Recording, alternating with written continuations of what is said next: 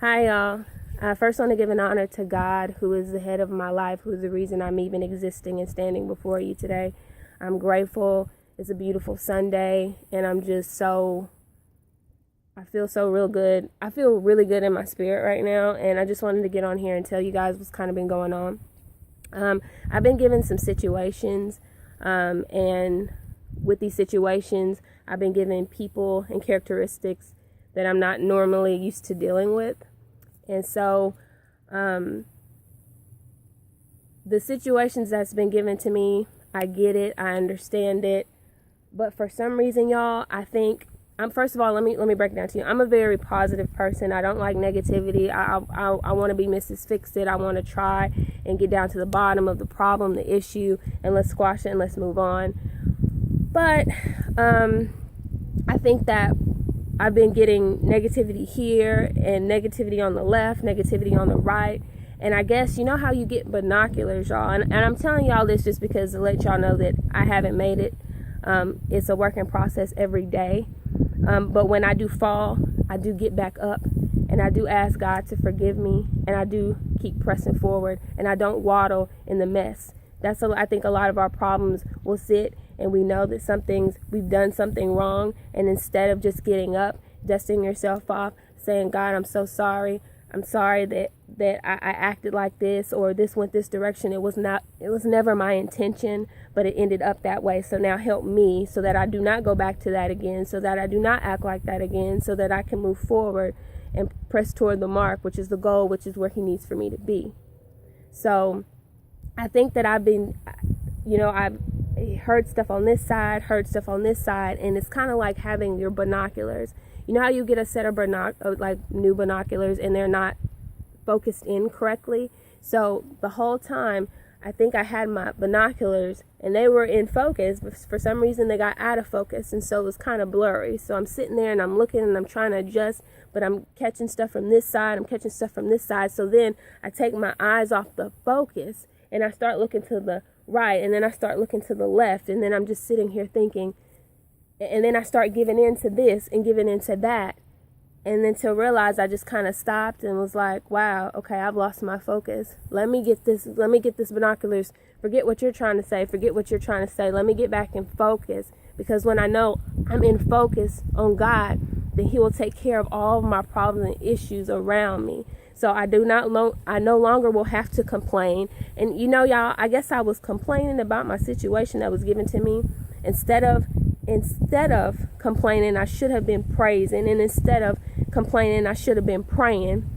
But I guess I'm such a positive person. And when so much negativity gets put down on you, you're like, Lord, like what? Like I never lost complete sight of him, but for some reason, it's those little bitty foxes that destroy the vine. It's those little bitty foxes that you don't even think. I guess sometimes I don't even realize that I'm like saying something over here, saying something over there, but those little things that I'm saying, or kind of the way maybe that I might be acting, those are the little bitty foxes that will destroy the vine. Not the big ones, the little bitty ones.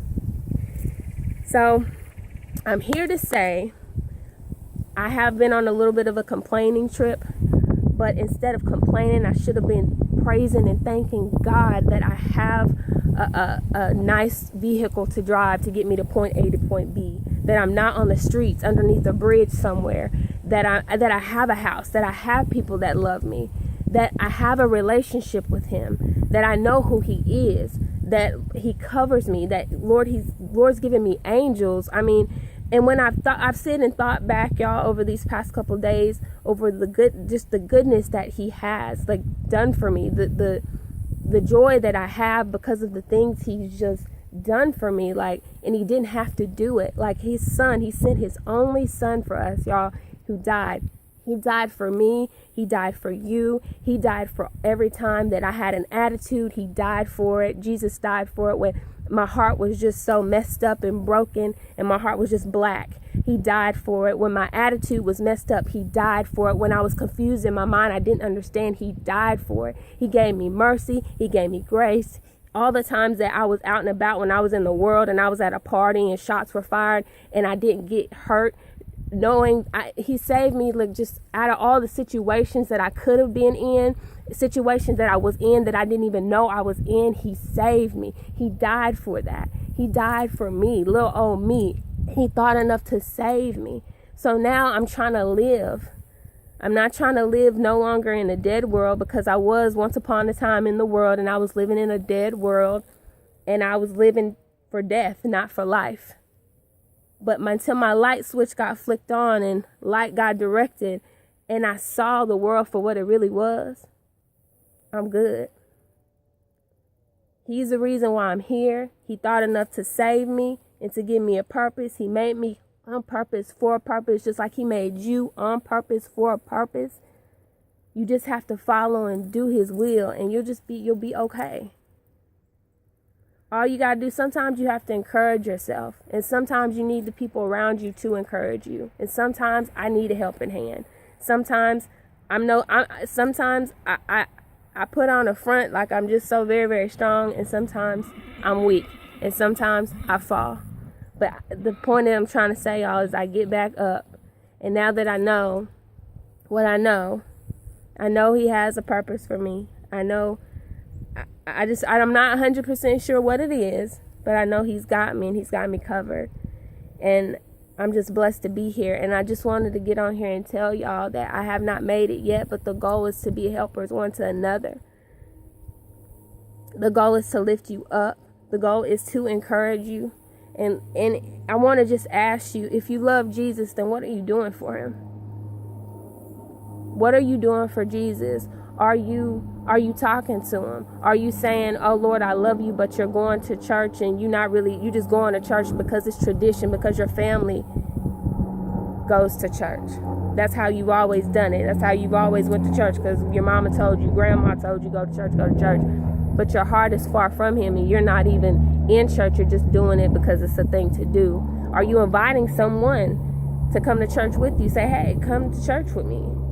Are you having a relationship with him? Do you talk to him every day? Do you pray? I mean, it's just so many things. What are you doing? Because if you're not trying to get closer to him, you're just living in a dead world. If you're not helping anybody, we're all supposed to be helpers to one another. If you're not helping out, reaching out, helping somebody, then you're just being selfish, keeping it all to yourself. And Jesus, he's love. You can tell somebody, with love and kindness have I drawn thee, so you don't always have to be bitter. Just because someone hurts you, it obviously means that they're hurt. But with love and kindness have I drawn thee. That's how I got drawn. God gave me so much love from so many backgrounds and nationalities and ethnicities. And now I have so much love, and I want to pass it out to everyone. And I want it to reach far and wide, because I know that's what Jesus would want. I'm just so grateful for his life, just for everything that he's given me. But I just want to ask, what are you doing? Time is winding up.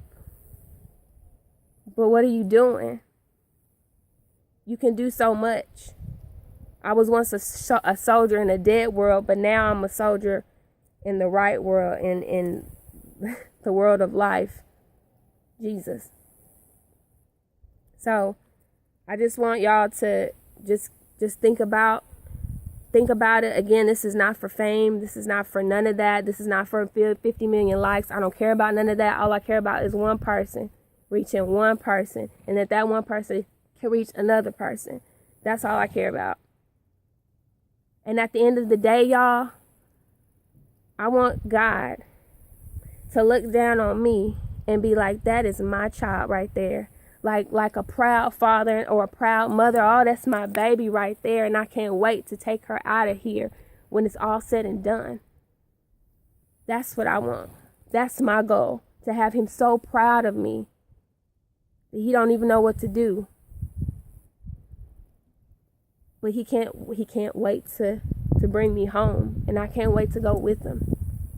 So anyways, I know I've talked a lot, but it's just the spirit's been high today, and God is good. So I just want to tell y'all, just stay encouraged. One love, Triple S Swag, saved with amazing grace.